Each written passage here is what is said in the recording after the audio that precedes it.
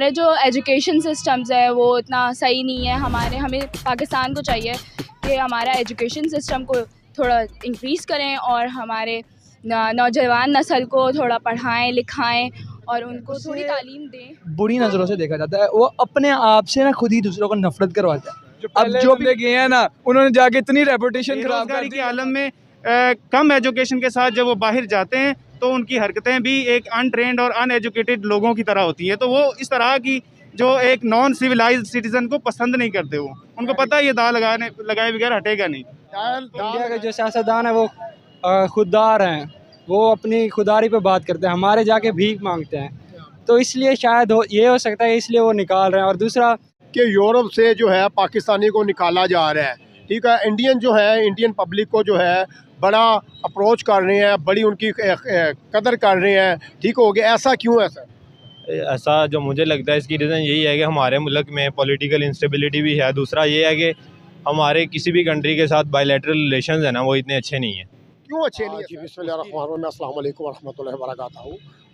मैं हूँ आपका मेज़बान राना नासिर और आप देख रहे हैं नाज़रीन D7 न्यूज़। नाज़रीन, आज का हमारा जो टॉपिक है एजुकेशन के हवाले से बात करने जा रहे हैं। इंडिया की एजुकेशन देखी जाए तो इंडिया की एजुकेशन हमसे बहुत ज़्यादा डेवलप है, बहुत ज़्यादा आगे जा चुके हैं इंडियन। तो पाकिस्तान की अगर बात की जाए तो पाकिस्तान में जब हमारा कोई यूरोप में जाते हैं तो यूरोप में उन्हें वो इज़्ज़त नहीं दी जाती और यूरोप से पाकिस्तानियों को बाहर निकाला जा रहा है। ऐसा क्यों है? इंडिया को ज़्यादा तरजीह क्यों दी जाती है? आज हम पाकिस्तानी पब्लिक का रिएक्शन लेंगे कि उनका क्या कहना है। जी अस्सलाम वालेकुम। वालेकुम अस्सलाम। क्या नाम है बेटा आपका? अरमिश। ठीक हो गया। आज हम बात करने जा रहे हैं यूरोप कंट्री में जब हमारे मुसलमान जाते हैं तो उन्हें वो इज़्ज़त नहीं दी जाती, पाकिस्तानियों को निकाल रहे हैं और इंडिया को जो है बड़ा तहफ़्फ़ुज़ दे रहे हैं, बड़ी उनकी ऑनर कर रहे हैं। ऐसा क्यों है? क्या देखती हैं? दरअसल हमारे जो एजुकेशन सिस्टम्स है वो इतना सही नहीं है। हमें पाकिस्तान को चाहिए कि हमारा एजुकेशन सिस्टम को थोड़ा इंक्रीज़ करें और हमारे नौजवान नस्ल को थोड़ा पढ़ाएं लिखाएं और उनको थोड़ी तालीम दें, जिसके हिसाब से इंशाअल्लाह हमारा मुल्क तरक्की कर सकता है आगे। अच्छा देखिए, हमारा सिलेबस जो है वो 10 क्लास में भी वही है, 4 में भी वही है, 5 में भी वही है। हमारा सिलेबस से नहीं आज तक जो है ना चेंज हो सका। जी, वो रट्टाफिकेशन हमारे कॉन्सेप्चुअल बेस में बहुत ज़्यादा है। कॉन्सेप्चुअल बेस इतना नहीं है, रट्टाफिकेशन बहुत ज़्यादा है। इसलिए क्या रीज़न है? रीज़न कुछ दरअसल हमारे शुरू से हमारे उनको सपोर्ट नहीं किया जा रहा। फैमिलीज़ पढ़ाना नहीं चाह रही, बिज़नेस में लगे हुए हैं। और तो हमें थोड़ा तो नॉलेज होनी चाहिए, थोड़ी तो एजुकेशन हमने हासिल करनी चाहिए जिससे हमें फ़ायदा होगा। अच्छा, हमारे मुस्लिम ममालिक जो हमारे भाई जाते हैं यूरोप में, ठीक है, किसी भी कंट्री में, तो वहाँ से निकाल रहे हैं, पाकिस्तानियों को निकाल रहे हैं कि आप अपने मुल्क चले जाओ। इसकी क्या रीज़न है? इसकी भी यही रीज़न है क्योंकि उनके पास नॉलेज नहीं है और वहाँ पे वो लोग इतना उस तरह वो नहीं कर सकते, तो बस यही है। अच्छा, ये जो है इंडियन की जो कंट्रीज़ है, इंडियन को बड़ा तहफ़्फ़ुज़ दिया जाता है, वो किसी भी कंट्री में चले जाते हैं। इसका आप रीज़न क्या देख रही हैं? मैं इसका रीज़न ये देख रही हूँ, उनके IT सिस्टम बहुत ज़्यादा है, AI नॉलेज बहुत है, एजुकेशन सिस्टम पे उन्होंने बहुत फोकस किया हुआ है, इसीलिए बस। तो हमारे वालों ने एजुकेशन सिस्टम पे फोकस इतना नहीं किया हुआ, तो क्योंकि उनसे उसको फ़ायदा मिल रहा है, इंडियन से उनके नॉलेज बेस्ड सिस्टम से उनको फ़ायदा मिल रहा है, इसीलिए। थैंक यू बेटा, शुक्रिया। क्या नाम है सर? अमार। हाँ जी। अमार भाई, आज हम बात करने जा रहे हैं यूरोप में जब हमारे पाकिस्तानी जाते हैं तो उन्हें इज़्ज़त नहीं मिलती जो उन्हें मिलनी चाहिए, प्रोटोकॉल नहीं मिलता और यूरोप में से पाकिस्तानियों को निकाला जा रहा है। ऐसा क्यों है? एजुकेशन का तो सिस्टम ख़राब नहीं है हमारा? एजुकेशन का मसला नहीं, मसला है ये मुल्कों का, क्योंकि हम पाकिस्तान जो मुल्क है इस्लामी मुल्क है और हम यूरोप के ख़िलाफ़ हैं जी, और इंडिया उसी मुल्क के साथ होता है जो दीनी मज़ाद के ख़िलाफ़ होता है। तो सारा मसला ही इसका, और कोई मसला नहीं जी। वरना पढ़ाई हमारे मुल्क में ऑफकोर्स ज़्यादा है, पढ़े लिखे लोग ज़्यादा है। इंडिया में इतनी कोई, अब कहना नहीं चाहिए लेकिन नहीं है इतनी, पाकिस्तान से मुकाबला नहीं है। इंडिया की एजुकेशन आपके लिहाज से कुछ नहीं है? पाकिस्तान के लिहाज से कुछ नहीं, हमारे पास ज़्यादा ज़हीन लोग हैं। ज़्यादा ज़हीन? हाँ जी। तो फिर पाकिस्तानियों को निकाला क्यों जा रहा है यूरोप से? अब वो तो अल्लाह जाने। बताए ना, इसका भी जवाब दे। पाकिस्तान में महंगाई ज़्यादा है तो लोग वहाँ जाके फैमिली को सपोर्ट करने के लिए पढ़ाई छोड़ देते हैं। जो यहाँ से पढ़ने के लिए जाते हैं, हम पिछली दफ़ा गए थे कंसल्टेंट के पास एक, वो कह रहे थे यूसीबी से ना बच्चे जाते हैं स्टडी के लिए वहाँ पे, और वहाँ जाके स्टडी छोड़ के ना जॉब वगैरह करना शुरू कर देते हैं। क्योंकि ये भाई का कहना है कि इंडिया से ज़्यादा हमारी पाकिस्तान की एजुकेशन है। हमने तो देखा 1 क्लास से लेके 10 क्लास तक जो है ना एक ही सिलेबस चलता हुआ जा रहा है। पाकिस्तान में ये तो बात है, ज़हीन लोग बहुत हैं। अब देखे पिछले दिनों ये पठानों ने वो एक नया निकाला था बहुत पुराने तेल से आग लगाने का, उसी तरह देख लें आप, बड़े ज़हीन लोग हैं। मगर जो पाकिस्तान में महंगाई है उसकी वजह से लोग वहाँ जाके पढ़ाई छोड़ देते हैं कि फैमिली को सपोर्ट करना। यार इंडिया की जो यूथ है उसको ज़्यादा इज्जत क्यों दी जाती है? सऊदीया में चले जाएं उधर भी इज्जत मिलती है, वो तो हमारा इस्लामी मालिक है ना। दुबई चले जाए वहाँ भी इज्जत मिलती है, क्योंकि इंडिया की गवर्नमेंट उनको सपोर्ट करती है। ये पाकिस्तान की गवर्नमेंट का कोई वो वसूल नहीं है, बहुत ख़राब गवर्नमेंट है। मैं क्या आप मुझे बताएं, इंडिया जो है टेक्नोलॉजी के लिहाज से आगे है, आईटी के लिहाज से आगे है, फिर डेवलप के लिहाज से आगे है, हर लिहाज से हमसे आगे जा चुका। आप किधर खड़े हुए हैं भाई? उधर लोग टैक्सेस भी तो अपने टाइम पे देते हैं ना, यहाँ पे लोग टैक्सेस भी नहीं देते भाई। उनकी टैक्सी जो है ना फ्लाइंग टैक्सी है, एयर टैक्सी उन्होंने ईजाद कर ली है, ठीक है। फिर उन्होंने गाड़ी ईजाद कर ली है जो कि इलेक्ट्रिक कार है, 2026 में जो है ना उसका इंतखाब हो रहा है। वो पाकिस्तान में भी आएगी, बिल्कुल आएगी। सिर्फ और सिर्फ ये बात है हमारी गवर्नमेंट हमें सपोर्ट नहीं करती, ना हमारी इज्जत इसलिए नहीं होती क्योंकि वो जो लोग हैं ना वो लोग मुसलमानों से सख्त नफरत करते हैं, इंडियंस और वो लोग ब्रिटिश जो हैं, जैसे बाहर किसी कंट्री में जाते हैं हम लोग, वो हमारी अपनी गलतियों की वजह से हमें पसंद नहीं करते। हम लोग अब उधर जाते हैं ना, अपने पाकिस्तान का नाम यहाँ से आधे से ज़्यादा जितने भी लोग जाते हैं पाकिस्तान का वहाँ जाके नाम खराब करते हैं। अच्छा सर, आपसे क्वेश्चन करने जा रहा हूँ कि हमने दुश्मन को नहीं देखना, इंडियन की जो कंट्री हम उसे लव करते हैं, वो हमसे लव करती है। नफरतें फैलाते हैं लोग जो है ना, दंगा फसाद करवाते हैं कि आपस में मिले झगड़े बैठे। ये जो है ना बात हो रही है कि यूरोप में जब हमारा पाकिस्तानी जाता है उसे इज्जत क्यों नहीं मिलती, ये हमारा कंटेंट। उससे बुरी नज़रों से देखा जाता है, वो अपने आप से ना खुद ही दूसरों को नफरत करवाता है। अब जो भी गए हैं ना उन्होंने जाके इतनी रेपुटेशन खराब कर दी है पाकिस्तानियों की कि जो बाद में जाते हैं उनकी तो होगी, फिर वो कहेंगे पाकिस्तान से आए ये भी फ्रॉड करेगा, जो पहले आए थे वो करके गए हैं। आपके मुल्क में पाकिस्तान में 4G ईजाद हो गई है जी, 4G है, 5G नहीं है, जबकि इंडिया में 5G भी चल रहा है। 5G चल रहा है। आपका जो 4G है नारायण कगान, जब आप जाते हैं तो वहाँ वर्क कर रहा होता है? नहीं। इसका रीजन क्या है?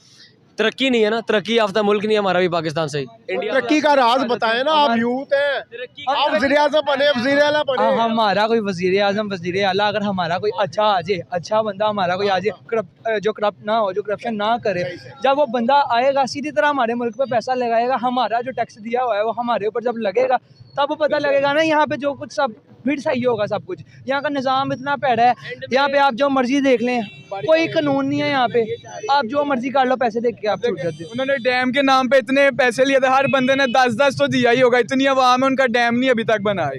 डैम की तो डैम किधर है? डैम बताएं, डैम यूथ डैम पूछ रही है। डैम हमारा किधर है? हमारे पैसे से किधर है? हमारा डैम किधर है? जिसके पाकिस्तान की कौन सी मैन्युफैक्चर है? क्या प्रोडक्ट पाकिस्तान का मेरे है, मगर इतनी पॉपुलर नहीं है।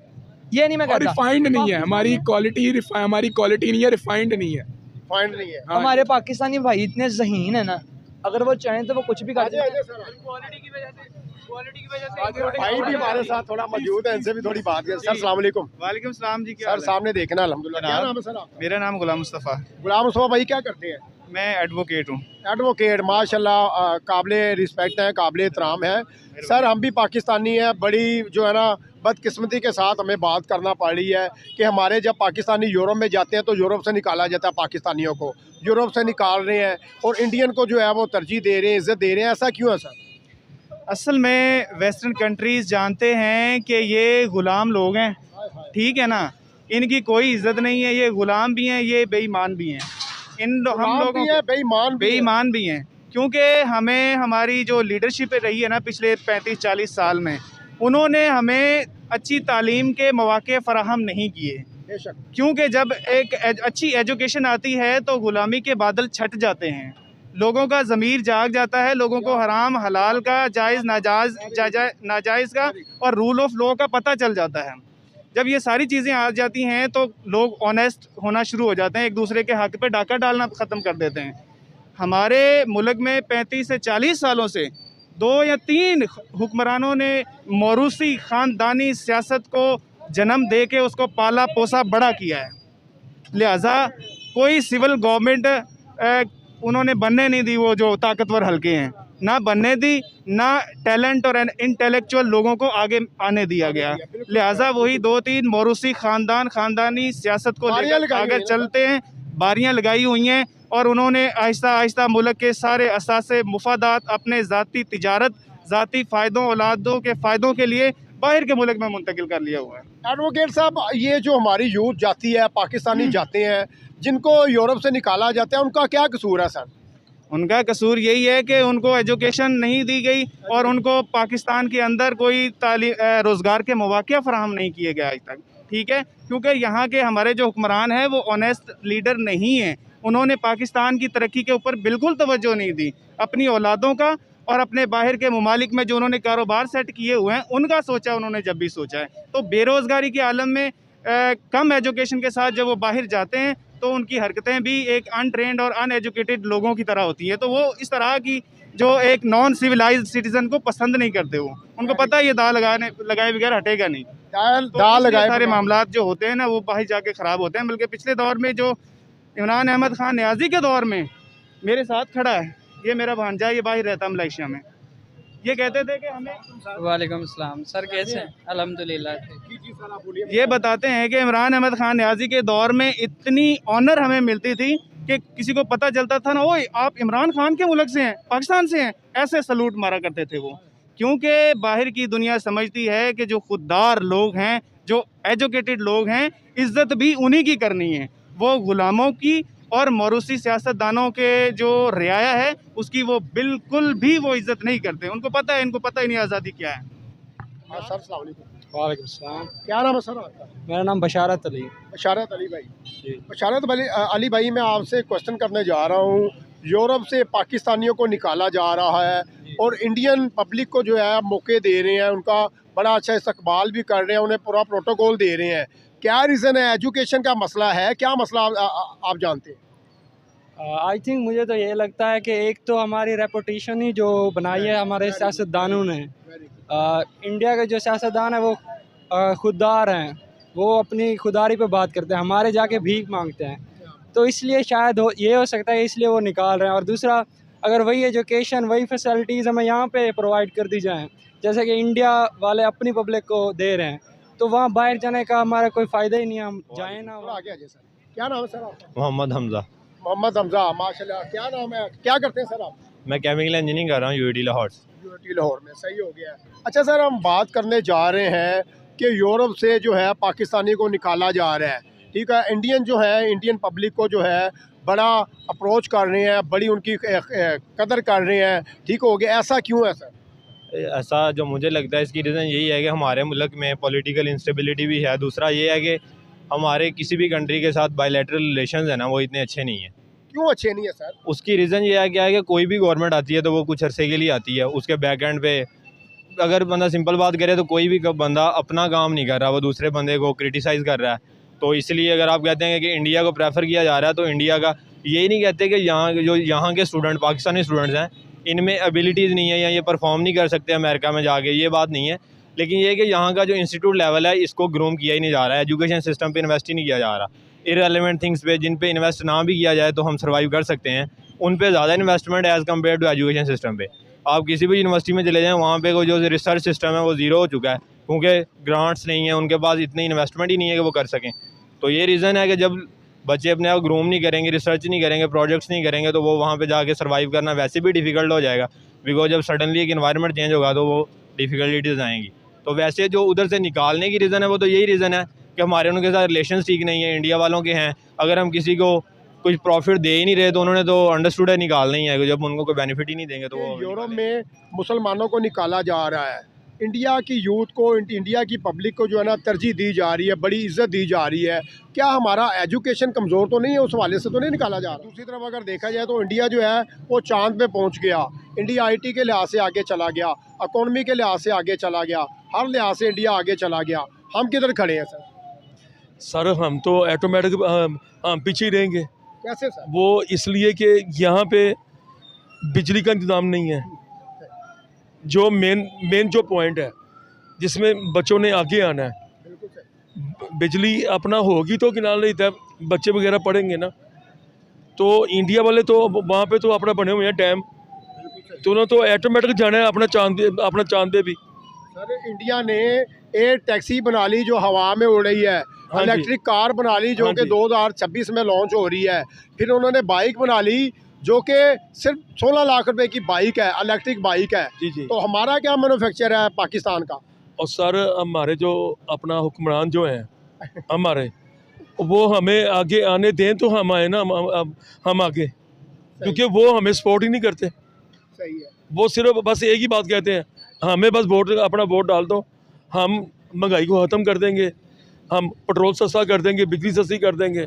वो इन चीज़ों के पीछे पड़े हुए हैं। तो नरेंद्र मोदी आगे कैसे चला गया? वो इसलिए आगे चला गया कि उनके साथ तमाम ममालिक जो हैं, लोग जो दुनिया के यूरोप कंट्री, वो उसका साथ देते हैं।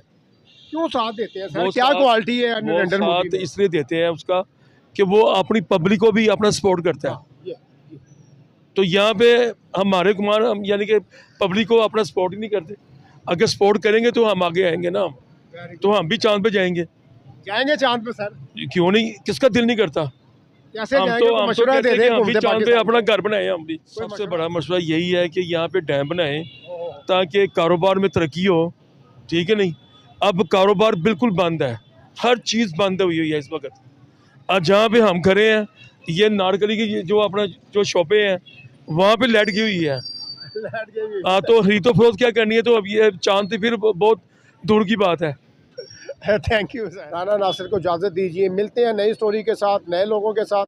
नए देखने वालों से गुजारिश है कि जो हमारे चैनल पे न्यू है, उनसे गुजारिश है कि हमारे चैनल को लाइक करें, शेयर करें और ज़्यादा से ज़्यादा सब्सक्राइब करें, ताकि आपको अच्छी से अच्छी वीडियो देखने के मिले। पाकिस्तान जिंदाबाद।